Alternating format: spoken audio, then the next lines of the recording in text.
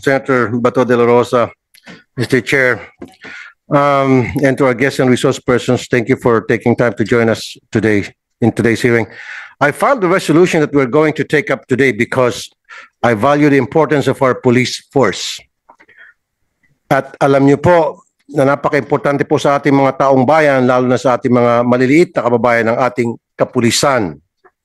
Para po sa mga mahihirap, walang kapangyarihan at walang impluensya, inaasahan po nila na kapag may panganib, may banta sa kanilang seguridad o kung may krimen, makakatakbo sila sa ating kapulisan. At marami po tayong mga mararangal na miyembro ng PNP na siya namang nasa isip lang ay ang magsilbi sa publiko. Unfortunately, there are still quite a number who ruin this reputation of the PNP. And nakakaawa ang mga matitinong pulis dahil nahalo po sila sa mga scalawags na ito.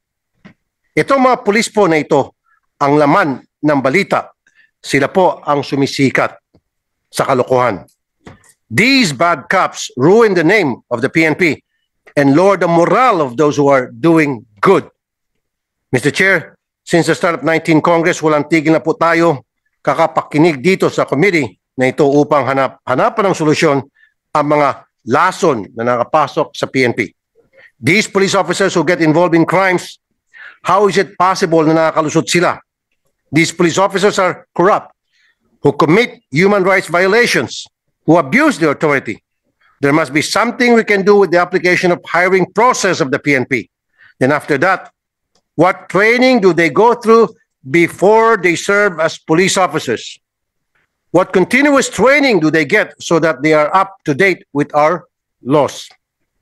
The retention process of review of those already serving in the PNP, who checks if they are still able to do their work, who monitors the records, and the disciplinary procedure.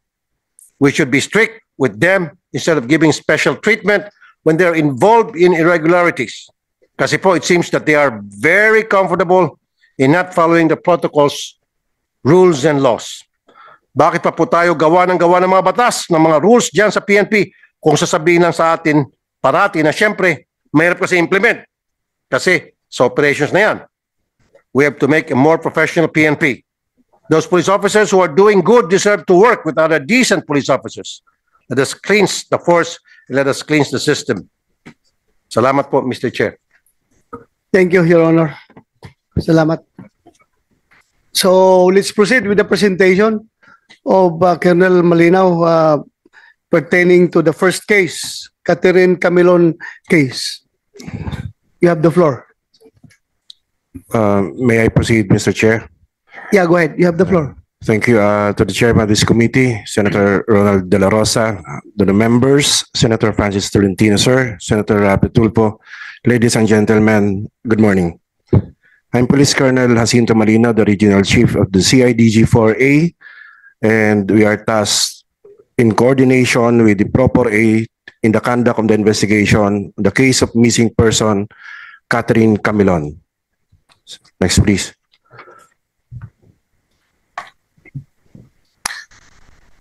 Allow me to take you back, sir, to the date, time, and place of occurrence. The incident happened, or he was based on statement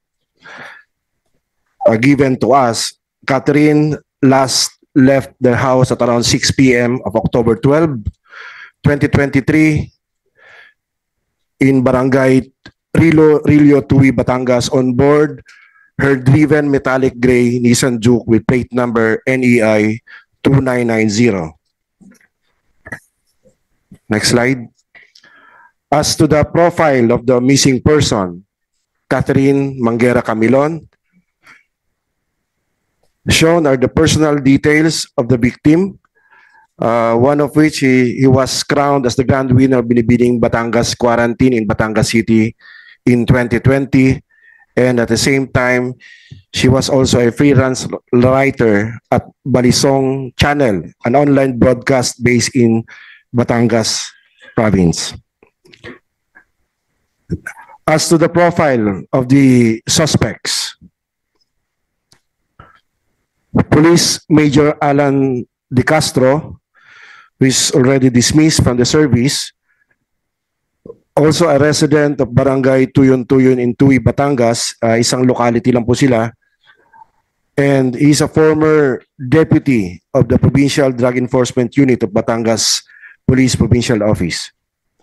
Next. Another Sorry po, suspect. sorry. Drug Enforcement Unit. Drug Enforcement Thank Unit. you. Proceed po. Sorry. Yes, sir. The second suspect is Mr. Jeffrey Magpantay, alias Jepoy. He is the known driver, personal driver of Alan Magpantay. Civilian. Yes, sir. Civilian, sir. Next slide. Okay. As to the witnesses, we have invited several witnesses. Firstly, the family members of the family of the Camilon, Mrs. Rosario Camilon, Ching Ching Camilon, his friend, also a former beauty pageant contestant, Miss Vanessa Baracchio, and several witnesses. For our actions taken. May dalawang, sinabi na may dalawang, apat sila lahat kasi dapat ang suspect, di ba? May dalawang unidentified? Tatlo, sir. Tatlo pa? Tatlo, sir. Tatlo sila, sir.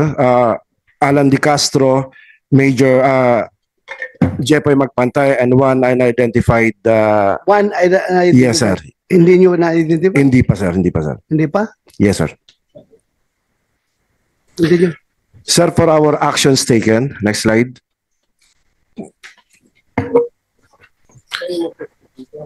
On October 27, sir, 2023, the case was turned over to CIDG 4A based on the resolution from the Proper A Regional Committee on Missing and Found Person.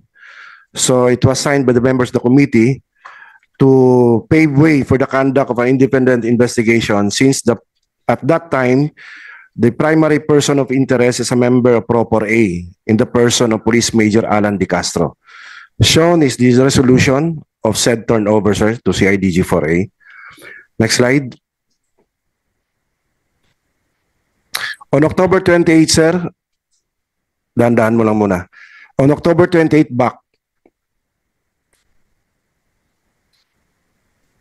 On October 28, sir, we immediately created the special investigation and tracker teams since we are tasked to lead the investigation based on the resolution by the RCMFP Proper A Camilon.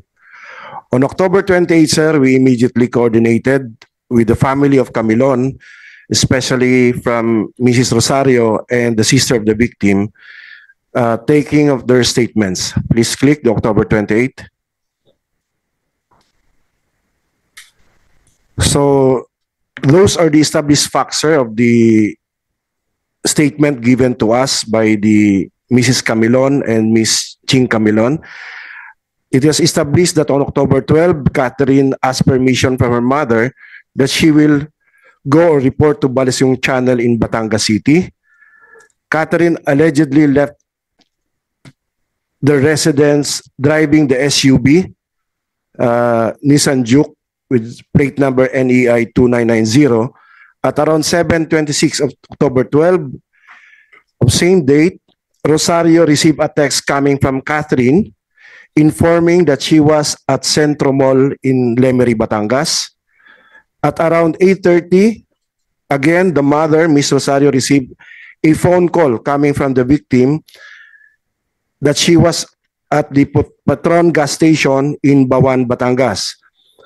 On October 13, based on their statements, they did not receive any call or text coming from the victim. Ito na po yung nag-alala yung family sila na nawala na si Catherine. Next.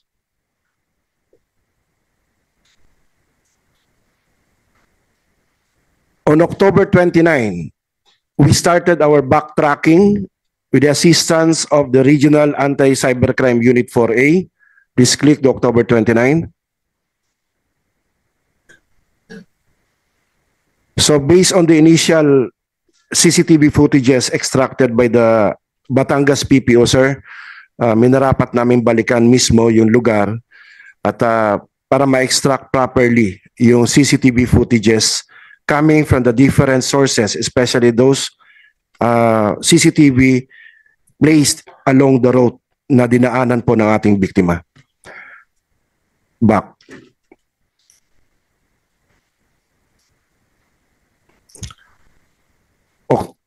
Okay, on October 31, we also posted, nanawagan po kami through social media, and that of proper ACER, posting of missing person. We encourage the citizens of Calabarzon to help us for any information that may Mr. Chair, aid us. excuse me. Yeah, go ahead, go ahead. Gaano pa ako kahaba itong presentation nyo kasi gigil na ako magtanong eh. Would that take another 10-15 minutes? Maybe less, sir. Bilisan ko na lang, sir. Sige, go ahead. Yes, sir. So I'll just Diretso ka na lang, Jack, sa kwan. Mr. Chair, ito na po. Yes. Alam ko naman yung ginawa nyo at alam ko yung hindi nyo ginawa. Yes, sir. Number one question. Drug Enforcement Unit siya naka-assigned. Siguro ito sa NAPOLCOM, sa hiring process, sa hierarchy ng PNP. So, yung mga naka-assign sa anti-drugs unit, wala ba kayong ginagawang regular na drug tests sa mga operatiba ninyo, lifestyle check to make sure na sila ay hindi napasok doon sa binabantayan nila o doon sa kanilang trabaho, hindi na sila mismo ang gumagawa ng kalokohan? Tulad nitong si Major De Castro. So nag-una kayo hubay may ginawang regular drug test dito sa taon to? Sir? Your Honor, based on the records of PRO4A, we are almost 100% complete doon sa drug testing activity na ginagawa ng... Okay, when was the last time you did a drug test to this guy, Major De Castro? On record. If you will allow me, Your Honor, I will submit the record regarding the drug testing okay. of... Prior Major to the De Castro. commission of the crime, when was the last time na he undergo a drug test? Not only Major De Castro, but all the members of his unit. May I request the Chief of the Crime Lab of 482 please answer the question? Sila po sir ang nagkakandak po sa ng drug test. Sige Yes. Go ahead. Good morning, sir. po. Sir, direct to the point. Sir, the last drug test for Police Major De Castro was January 11 of 2023 from Batangas. January 11, 2023. Yes, sir. And prior to that, That was for the year 2023, sir. so you do this annually Yes, sir. as opposed to dapat quarterly? The 25% po, sir, ng buong strength po, dapat ma-drug test po sila. Kasi Mr. Chair, why I asked that question? Maraming beses na sa aking programa, even the times yung T3, Wanted sa radyo, na kung saan yung mga pulis mismo, meron ko mga video, nag-hit-hit ng shabu. Nababalitaan natin yan. Karamihan yung sa mga drug enforcement. In fact, as high as Colonel, huling-huli sa video, nagsashabu. So dapat, meron tayong hindi lang yearly, dapat quarterly and properly supervised. Baka naman yung ihi na binibigay niya, baka tinitimbrahan, oy, bukas magda-drug test ka natural, hindi magda-drugs ng tao. Kasi alam na, he knows better. Hindi siya magda-drugs. Dapat random. At dapat hindi taga-unit ninyo ang gagawa. Dapat from outside. Independent. And then binabantay niyo pag-ihi niya. Nasusunod ba yung ganung procedure, Colonel? Yes, sir. For the information of everyone, meron pong procedures ang forensic group, yung crime laboratory dati, to conduct drug testing annually. So tama, sir, yung sabi ni RD, 100% po ang aming drug testing. As a matter of fact, sir, our regional director, Police Brigadier General Kenneth Lucas, also conducted... Okay. Nandun na po ako, sir, annually. Ang suggestion ko, dapat Yes, sir.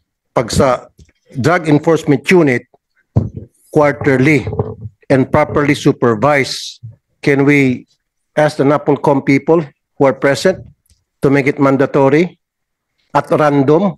Wag po yung... Kasi alam ko naman na sinasabihan sila, oy, magkakaroon ng drug test mamaya. Natural, si police mag-absent.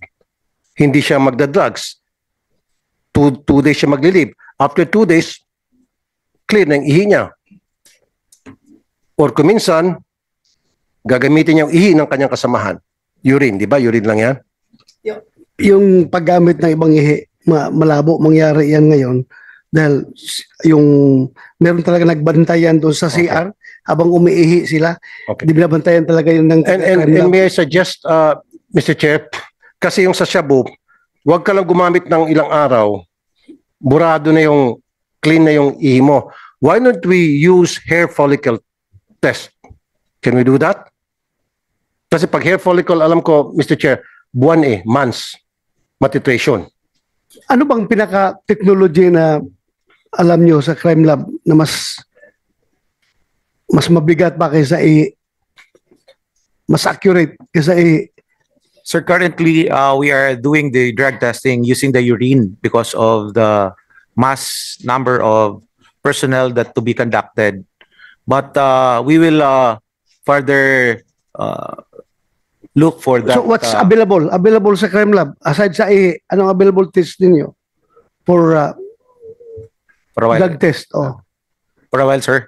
May I talk with the chemist? Mga hari-hari nyo sa crime lab dyan. Chair, Yes. hindi nyo narinig yung hair follicle test? Ignorante po kayo doon sa technology na yan? Hair follicle test? Sir, Have you heard of actually, it, sir, may I ask my Oh, chemist come here? on. Forensic po kayo, sir. Hindi nyo alam. Have you heard of hair follicle test? Yes, sir, we have, sir. Okay. Kaya nga, kung narinig nyo yan,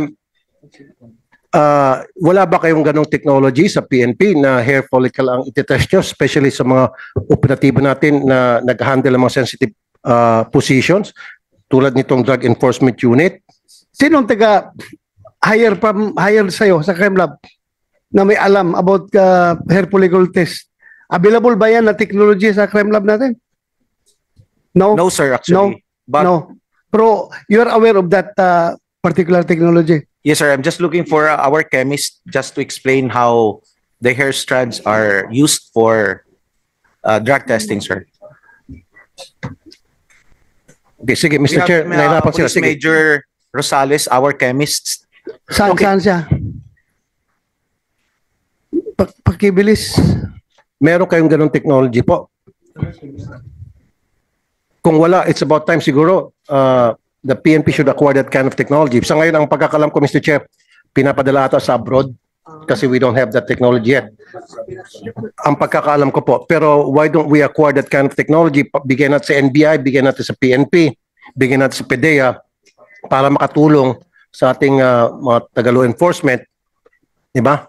Sa proseso ng pag-identify ng mga gumagamit ng drugs. Kasi alam ko hair follicle test, it goes back up to 3 or even 6 months. Alam mo yan? I may present Police Major Rosales, our chemist of Forensic Group, sir. RFU4A. Good morning, Your Honor. I'm Police Major Joanne Rosales, Forensic Chemist presently assigned at Rizal Provincial Forensic Unit in Taytay, Rizal. At present, Your Honor, hindi pa po ginagawa sa PNP Forensic Group ang hair follicle examination, but our good director gusto po niya na masimulan na magawa ang examination ng drug test using hair follicles. In fact po, meron na pong pino-formulate na po yung procedure na pwede nating sundan para unti-unti pong masimulan na magkaroon ng hair follicle examination. Meron na kayong available technology dyan? Sa ngayon po, procedure po yung inaayos and yung sistema kung paano po siya gagawin. Pero eventually po, meron naman pong mga machine na pwedeng gamitin para po sa test na yun. So, Mr. Chair, we have that technology. Okay. Yes. Are you sure about that? Yes, sir. Very sure. Yes, sir. So, kung meron tayong ganung technology, thank you very much. Dapat pati NBI magkaroon, PDEA. So, that's one way na to determine kung yung ating mga operatiba ay matitino pa rin, especially mga naka-assign sa Drug Enforcement Unit. We should do this. Kung nandito yung Chief PNP, nandito sa yung NAPOLCOM, this should be a requirement. Dapat ito hindi annually, random, and then quarterly. Okay na tayo dyan. Number 2, ito pong, Mr. Chair, itong Major De Castro, para sa akin, sobrang pagka-guilty ng taong ito. Because nung makakuha ng DNA doon sa sakyan na na-recover sa victim, no, sa sakyan na supposedly yun yung sinakyan ng victim, may blood na sa DNA test, yun talaga ang blood ng victim doon sa loob ng sakyan. And then the PNP were trying to convince Major De Castro magpa-DNA test kasi meron 3 hair strands ata doon, several hair strands. And tinurn down niya. Now, ni-request ko sa PNP noon, ewan ko sino ba na-interview ko doon sa CIDG noon, CIDG was doing a good job, Mr. Chair. And the CIDG requested doon sa kamag-anak. Kasi siyempre, di mo pwedeng pilitin yung police, yung suspect. Yung kamag-anak, tumanggi rin. Kasi yung kamag-anak, pwedeng idudugtong yun eh. DNA test, ayaw din. Now, dito yung pumapasok yung investigative technique, Mr. Chair, na kulang sa ating kapulisan. Kuminsan kasi common sense. Nandoon na yung police nasa custody ninyo. Tama? Sino ba may custody sa PNP, sa kay Major noon? Sino po may custody sa PNP no at that time? Kanino po di ba nasa custody yung ninyo si Major nakakulong o sa headquarters? Kayo po? Within the campo, Your Honor. Kaya nga. Opo. So sino nga po mismo may custody doon kay Major while Yung he was inside the chief camp? po ng RHS yun namin, Ano Your po? Honor. Chief ng Regional Holding Unit natin. Okay. Now, when you were asking Major De Castro to provide a DNA of his hair or hair strand, and he said no. Tama? And you stop right there. Tama nga naman, karapatan niyang tumanggi. Ba't di niyo po ginamit yung common sense ninyo? Nandoon naman siya nakahiga, kung saan siya nakahiga. Sana man isa sa inyo, nilinis yung kama o yung unan, kumuha ng hair strand doon, kinuha yung kanyang suklay, o pagtatapos niyang maligo, tiningnan yung banyo, kumuha ng buhok niya, sigurado ako, siyempre may nalalagas na buhok yan pag naliligo siya. O sigurado ako, pag natutulog siya, may, dyan sa unan niya, may mga buhok dyan. Doon lang kayo sana kumulekta. Ba't niyo po ginawa? Kasi palagi niyo sinasabi sa akin, ayaw po, hindi natin pwedeng pilitin. Tama nga naman, karapatan niyo po yan na tumanggi. Tama nga naman, I agree with you. Pero gumawa kayo ng diskarte. Matagal niyo nang sinasabi sa publiko na we were able to secure evidences, pieces of evidence like hair follicles, hair strands sa kotse, and you're trying to match that hair strands. Sabi nyo. And then sabi nyo sa akin, nung interview ko sa radyo, ni-request nyo kay Major na mag-provide ng sample. Ayaw ni Major. So, nag-antay kayo ng ilang araw, baka magbagong isip. Am I right? While waiting for those 3, 4, 5 days, sana dumiskarte kayo. Yan ang sinasabi ko. Saan siya natutulog, siya nakahiga. Pagising sa umaga, pasimple, yung unan, kunan niyo ng buhok. Yung suklay niya, ano bang suklay ginagamit niya? Simple niyo, kunan niyo ng buhok doon. Sa banyo, pagkatapos niyang ligo, kukunan niyo ng buhok. Yun niyo po ginawa. Sir. If I may, Your Honor. In fact, naisip na po namin yan nung andun siya sa office ko. Meron siyang baso na pinag-inuman. And yun sana yung gagamitin namin. However, when I consulted my legal officer, that evidence might not be admissible in court. Will not be admissible in court because I know that, Major General. I know that. I know that for a fact, of course. Pero at least, it will give you a guide na para kung saan nyo i-focus yung investigation nyo. Hindi na kayo mag-isip-isip na baka si Juan, si Pedro, si Mario ang suspect. At least, pag ginawa nyo yun, tapos napatunayan na talagang siya pala ito, doon na kayo magpo-focus. Si Juan na talaga, wag na kayo maghanap ng ibang suspect kasi ito na si Juan based dito sa nakalap natin na ebidensya sa DNA. Di ba?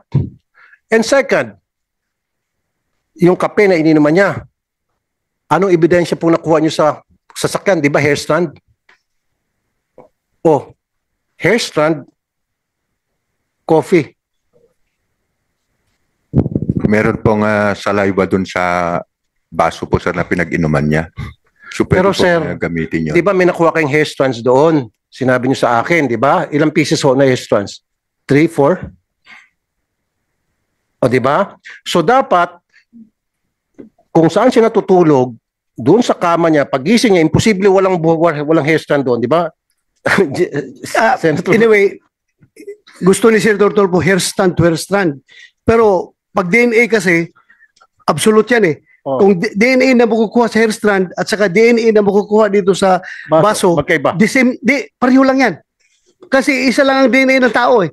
Kung anong DNA na makuha doon sa buhok at DNA na makuha dito sa iniinuman niya, mag-match yan. Pareho lang yan. Walang problema yan. Yeah, I understand with Pero you. yung, ang question nila, ang issue dyan is yung admissibility in court. Dahil yun nga, yung poisonous tree ang lalabas dyan, di ba? Yung poisonous tree doctrine na anything evidence na makukuha mo without the consent of the tao is magiging poisonous yan. Yung fruit of the poisonous tree. Yeah, fruit of the poisonous tree. Oh. Pero yan nga, I agree with you, Mr. Chair, na hindi natin pwedeng gamitin yung sa korte. I know that. Pero at least, mafo-focus nyo yung inyong investigation. Pero- Pag napatunayan base sa inyong pag-secure na walang court order halimbawa, at napatunayan yung ebidensya na ito nga pala talaga ang suspect natin, Pero- then doon na kayo magfo-focus. Huwag na kayo mag-focus sa Yes, iba pa. tama yun. Pero Your Honor, Senator Tulfo, yung mga pulis na ito, sigurado ako, without yung DNA, alam na nila yung focus nila kung saan sila nakapokus eh. Nakapokus na talaga sila doon sa mga primary suspects. Kahit na wala pang DNA results, alam na nila yung mga kuan nito, mga investigador ito na Chairman. But yeah, go ahead, Senator Chairman, Senator with indulgence Tolentino. of Senator Tulfo and the Honorable Chair, just a point of order. Why don't we allow Colonel Malinaw to complete the narrative? Yung last 2 minutes na fast forward mo. Nasaan ngayon si Catherine Camilon? Nasaan si Major De Castro? Pangatlo, ano ng status ng kaso? Tapusin mo lang yan para for purposes of the records of this committee. Yung tatlo lang yan. Yes, sir. Bilisan na yan. Huwag mo nang step by step lahat Yes, sir. yung kanina. I'll just go And directly then to... please provide the committee a copy of your presentation to complete the loop. Yes, sir. We'll Thank you. comply, sir. Please proceed. We'll go directly to the date of the filing of the case, sir. Nasaan na si Catherine ngayon? Huwag mo nang yung timeline, huwag na yan. Yes, sir. The November 3 testimony of the two witnesses, sir, that was the last time the body of Catherine was seen being transferred from a Nissan Juke into a red CRV. So hindi na siya nakikita pa hanggang Yes, sir. That was from the testimony of the two ngayon. Okay. witnesses. Nasaan na si Major De Castro? Major De Castro, sir, was dismissed last January 13, if I'm not Dismissed from the mistaken. service. Yes, sir. So He's at large now, sir. civilian na siya at large. Yes, Anong sir. status na ng kaso? May The na-file na case, kayo? sir, is presently with the regional state prosecutor for A, based in San Pablo, after we filed a motion for inhibition for the Batangas Provincial Prosecutor's Office to inhibit from handling the case, sir. It was approved, sir, by the Batangas Prosecutor's Office and transferred to the regional level of the DOJ RSP, sir. Sandali, Senator Tol, bakit kayo nag-request na mag-inhibit yung prosecutor? Yes, sir. Based on our consultation with the family, and because the counsel of Jeffrey Magpantay is a former prosecutor of Batangas Prosecutor's Office okay. I get the and a point. retired judge, Thank at parating nandun, sir, sa Prosecutor's Okay, thank Office. Yes, sir. Thank you, sir. So missing, with the permission of Senator, your chairman, Your Honor, missing si Catherine, Yes, sir. at large si Major De Castro, Yes, sir. pending ang kaso. Yes, sir. Okay, Mr. Chair, with the indulgence of Senator, Yes, go ahead, Senator Tulfo. I'm very familiar of this case, Mr. Chair, kasi lumapit sa akin yung relatives after the incident, numising pa lang, tinutukan ko to. Now, i-continue ko po yung line of questioning ko. Nasa inyo yung custody nitong si Major as a primary suspect. Tama? Ang ginawa nyo, prinosis nyo yung kanyang dismissal proceedings. At nung ma-dismiss siya, natural, pakakawalan nyo siya. Ngayon, nagtatago na. Ang pinagtataka ko, mas inuna nyo na ma-dismiss siya kaysa naman magkalap pa kayo ng mga additional evidence while he was in custody of the PNP. Minadali nyo yung dismissal proceedings, samantalang ang dami ko na pong kaso, Mr. Chair, na pinailan ng dismissal yung isang pulis na gumawa ng kalokohan, inabot ng taon. Taon. Na-promote pa. Hindi ma-dismiss. Pero itong taga-drug enforcement unit na-dismiss in a matter of month or months. Ang bilis. Siyempre, nung ma-dismiss na, kaya nga, nung tanong kanina si Senator Tolentino, at large. Kung hindi yun sana pinailan muna ng dismissal proceeding, nakahold sana siya ngayon sa PNP. Habang continuous yung inyong investigation at pagkalap ng ebidensya against him. Bakit yung dinismiss agad? Bakit yun agad ang pinuntiran niya ma-dismiss para mapakawalan? Your Honor, if I may. Yeah, go ahead. First of all, meron po tayong proseso, yung motu proprio investigation being conducted by RIAS, and meron pong timeline na sinusundan. So, nasunod namin yung timeline. Actually, sir, nadili pa nga ng konti yung pagka-dismiss niya. So, pasok po kami sa timeline. Hindi namin ito binilisan or nothing else. Wala naman po kaming balak na hindi sana i-dismiss, whatever. But we just follow the procedure. Kagaya ng sabi ko kanina, nadili pa pero nga sir, po di yung ba hindi pa siya pagka-dismiss guilty? namin sa kanya. Suspect pa lamang siya, di po ba? As such, meron pa siya mga karapatan, di ba? So, why dismiss a person na you don't have enough proof na siya nga talaga yung kriminal, na siya talaga ay isang suspect. In fact, person of interest pa lamang siya. He's not even a suspect. Your Honor, if I may again. Sir, yung admin case po kasi niya did not emanate from the criminal case na na-file. But yung case na na-file sa kanya sa RIAS is yung extramarital affairs po niya. Your Honor. Inamin niya po ba na siya yung karelasyon niya itong beauty queen? Sir, nung kausap ko po siya, nag-usap po kami. Tinanong ko po siya with regard to the criminal case. Nag-deny po siya. Pero kung nung tinanong ko po yung extramarital affair niya, hindi siya, sir, sumagot. So, immediately, sir, I ordered the RIAS 4A to conduct an investigation regarding dun sa extramarital affairs niya. So, true to it, sir, may mga ebidensyang nakuha yung RIAS natin. So, yun yung dahilan kung bakit natin siya dinismiss. I understand that, Mr. Chair. Pero kung ako po ang tatanungin sana, General, gagamit po ako ng tinatawag na diskarte. Mamaya ko na muna o isasantabi ko muna yung sinasabing extramarital affairs para sibakin siya. Nang sa gayon, nasa custody niyo itong suspect at marami pa kayong makukuha ang ebidensya na pwede siya madiin because he's just there in your custody. Di po ba? Kasi total dininay niya di ba? So instead of focusing on the extramarital affairs, why don't you just focus on him being a suspect of that crime? Yun po yung pinupunto ko rito.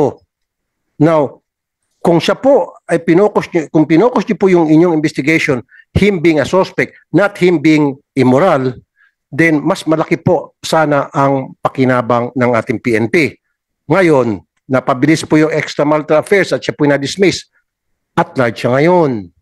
If you need something from him, he can no longer be contacted. Who knows, baka tumakbo na siya ng kung saan lugar, lumabas ng bansa. Yun po yung point ko. Diba? Yung extramarital affairs, later na lang yun. Pwede naman yun it's just there. But this guy, he's already there. Hawak na natin, sir eh. Diba? Wala siyang kawala. Kaso ang ginawa nyo, pinailan nyo ng dismissal, illicit extramarital affairs, kailangan siya pakawalan, diba? Kasi wala na sa PNP. And then off he goes. Tama po yan. Anyway, General Lucas, siguro, ako sariling kong tsuri ito, si Major De Castro, whether or not dinismiss nyo siya administratively, kahit na hindi nyo siya dinismiss, kung ganun siya ka-guilty, mag-at-large talaga yun, sisibat talaga yun. Sisibat talaga yun. Kasi sabihin mo, kahit na hindi nyo dinismiss yun, wala naman tayong power sa PNP na ikulong siya dahil bawal yan. Wala, hindi pa na-approve yung batas natin ginawa ngayon na kapag ang isang pulis, meron siyang misdemeanor na ginawa, may power na ngayon ang Chief PNP, yung RD, yung Provincial Director, na ikulong siya. Ngayon, yan yung batas ngayon na ginagawa natin. Pero sa ngayon, kahit na sabihin mong siya, under ang tawag niya, ang term natin dyan, restrictive custody, hindi pa rin siya nakakulong, sa loob lang siya ng barracks, sa loob ng perimeter camp, naglalakad-lakad. Paglalabas siya para bibili ng something, hindi rin natin siya pwede pigilan dahil hindi natin siya pwede restrict. Dahil yan naman talaga limitasyon natin, kaya nga tayo gumawa ng batas. So kahit na hindi nyo siya dinismiss, kahit active pa siya ngayon, kung alam niyang guilty siya, lalayas talaga yun. Sisibat at sibat yun. Walang hold ang PNP, hindi talaga niya makulong. Yes, pero Mr. Chair, at least he's in restrictive custody and nandun pa rin yung bang siya ay member pa rin ng PNP, hawak pa rin siya ng PNP at anytime pwede siya patawag ng PNP at anytime pwede siyang imbestigahan o tanungin ng PNP to get more information from him, right?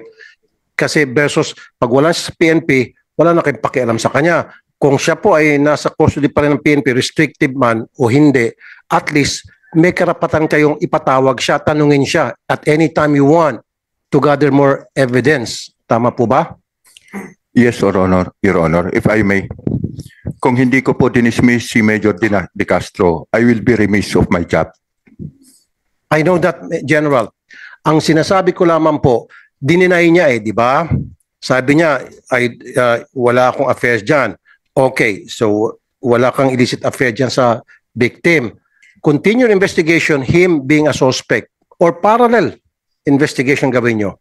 Ang nangyari po kasi, General, ang kinakasama ko lang ng loob, ngayon, na-dismiss na siya. Since dismissed na siya sa serbisyo, sabi nyo kanina, ang tinanong kayo ni Senator Tolentino, nagtago na.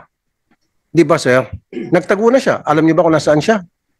Your Honor, hindi naman po nagtago. Actually, kausapan namin kagabi until O sabi niyo at large? 2 a.m. At large po sa... Technically, sir, he is not in our Okay, so he's not arrested. So alam niyo po So as far as this committee is concerned, hindi pa siya at large. Dahil nagko-communicate pa siya May letter pa siya Your Honors, I humbly apologize for inability to go to your committee, honorable committee's invitation. Yes, signed, Police Major Alan De Castro. Meron pa siyang representing law office, Benitez Law, Ferdinand Benitez. So, kaya pa siya makontak to si lawyer. Your Honor, actually kausapan namin siya kagabi. And, so, andyan pa pala, andyan pa. He was about to join the proceeding. However, he was prevented by his lawyer. So, ang i-request sana namin to this honorable body is to issue a subpoena para mapilitang pumunta rito sa hearing, Your Honor. Hindi mo na kailangan i-request yan. Nasa isip niya ni Senator Tulfo. Tumatik yan ngayon before this hearing ends.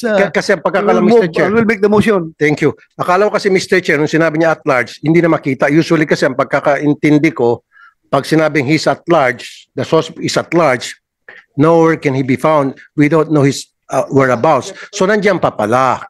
Okay, so kung nandiyan pa, very good. Okay? Now, ang tanong ko po, ano po yung ginagawa nyo ngayon sa PNP as far as investigation is concerned para madiin po siya? Kasi very clear na sa atin lahat dito ngayon na siya talaga ang suspect. Siya talaga ang primary suspect. At kasama itong kanyang driver. Sir, on the part of the CIDG, sir, we're still looking for witnesses. We have leads, no, as to possible whereabouts or saan dinala si Catherine. It's just very hard to substantiate into evidence form those information provided to us because later on, sir, we'll be facing legal battle and there should be somebody or any evidence for that matter to link De Castro, especially sir yung info gap natin as to the whereabout of the body of Miss Catherine Camilon. Anyway, hindi pa naman murder ang kinaso nyo, di ba? Serious illegal detention. Yes, sir. So it Kidnapping. does not require the body of the crime. Yes, sir. Yes, Oh, sir. so i-establish lang ninyo yung serious illegal detention. Okay na. Yes, sir. Actually, sir, in compliance to the Department Order DOJ DC-20, we have a collaboration with the prosecutors before the filing. And that was agreed between CIDG, Pro-4A, and the DOJ, sir, for the initial filing of kidnapping and serious illegal detention under Article 267 of RPC. Mr. Chair, niyaya niyo ho ba yung driver niya na maging state witness? Did you offer that to the driver? Yes, sir. When he voluntarily surrendered with Balayan PNP, we immediately send our investigators, CIDG investigators to the station. Upon advice of the council, he only provided our investigator as to his personal circumstances.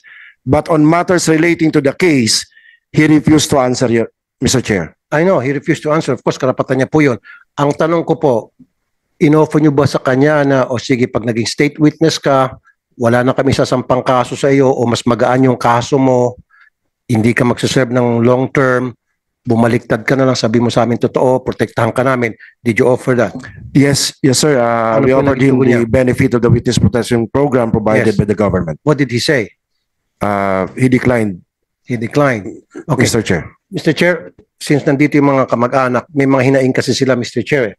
So, I would like to hear the side of the relatives, yung kanilang hinaing, nung from the start na nawawala yung kanilang relative up to the time nung eto na nga, na nakita na yung sasakyan, na may dugo at identified na sa kamag-anak ng blood. Sino pong gusto magsalita? But, excuse me, Senator Tulfo. Before we give the floor to the parents, gusto ko lang malaman ng lahat na yung si Jeffrey Magpantay ay nagpadala ng sulat dito at sabi niya, hindi daw siya makarating dahil wala daw sa kondisyon yung kanyang abogado, may dinaramdam daw, at nawala yung vaccine card niya. Pero next meeting daw, dadalo daw siya. So, next meeting, dadalo talaga ito dahil issuehan natin ng subpoena eh. Ibig sabihin, Mr. Chair, masama ang pakiramdam ng kanyang abogado. Hindi siya may masamang pakiramdam. Hindi siya, yung abogado niya ang may masamang pakiramdam, kaya hindi daw makasama sa kanya dito. Takot siya pumunta na wala kasama abogado. But next hearing, pupunta daw siya. So, Yes, go ahead, Senator Tulfo.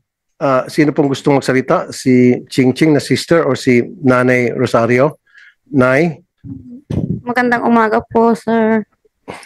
Ang lagi ko lang naman hulong hiling ay yung magkaroon ng linaw ang pagkawala ho ng aming anak. Dahil 4 na buwan na ho, ngayon hong susunod na buwan, halos 5 buwan nang wala ho kaming alam. Wala ho kaming alam kung nasaan talaga siya. Kahit ho medyo nakikita at nalabas yung mga balita na ganito ang nangyari sa kanya. Pero wala naman ho kaming nakikita o nalalaman kung nasaang lugar siya, kung saan siya dinala, kung ano ho ba talaga ang nangyari sa kanya. Wala ho talaga kaming alam. Yun lang ho, sir, ang lagi namin hinihiling na magkaroon ho ng linaw ang pagkawala ho ng aming anak. Nung pong mga unang araw na nawawala ang inyong anak at kayo po'y lumapit sa PNP, ano naman po yung naging sitwasyon? Paano naman po tinanggap ng PNP yung inyong reklamo? Nung kinabukasan po ng pagkaalis niya, nung gabi po, nagpasama po kami na hanapin namin doon sa lugar na sinabi ni Kat ng aking anak na nandoon siya, na doon yung punta niya. Sinamahan naman po agad kami nila kung saan ho po pwede namin siyang hanapin. Hanggang sa nagtuloy-tuloy po yung paghahanap, wala ho talaga. Hindi ho namin makita at wala ho kaming malaman tungkol sa pagkawala niya. Nay, kailan niyo po nalaman na yung anak niyo pala ay girlfriend ni Major De Castro? Noong gabi po ng October 13, nung pumunta po kami sa police station sa amin sa Tuwe, may nag-message po kay Ching sa anak kong panganay na kaibigan po ni Kat. Noon po namin nalaman na siya ay may boyfriend na yung sinasabi pong yan. At nung malaman niyo po na boyfriend nga niya itong si Major De Castro, sinabi niyo po sa PNP? Hindi po agad-agad, sir. Dahil syempre nalaman po namin na yan siya, pulis siya, para pong nung panahong yun ay hindi namin maintindihan kung saan namin agad ibubukas ang aming reklamo. Pero bago po namin sinabi sa PNP, sir, nag-file po kami ng complaint sa NBI Batangas, sir. Bakit po sa NBI Batangas? Dahil inisip po namin na baka mas mapapadali o mas makakatulong dahil ang isip nga po namin, kabaro siya ng mga pulis. Marami yung sasabihin ko na po yung naririnig ko sa iba na kabaro yan, baka may ganito, ganyan. Pero sinabi ko naman po noon sa kanila na may tiwala ho ako sa kanila dahil kailangan namin ng tulong nila para makita po namin ang aming anak. Nung masabi niyo po sa PNP, after sa NBI, Apo. nasabi niyo rin po sa PNP na karelasyon niya ng anak ko yan si Medyo De Castro. Kailan po yun? Mga October pa rin po, sir, yun. Hindi pa po October. nalampas ang buwan ng October dahil simula naman po nung araw na hindi na namin siya makontak, dire-diretso na po ang paghahanap namin. Okay, kaya po, nung masabi niyo po sa PNP na yung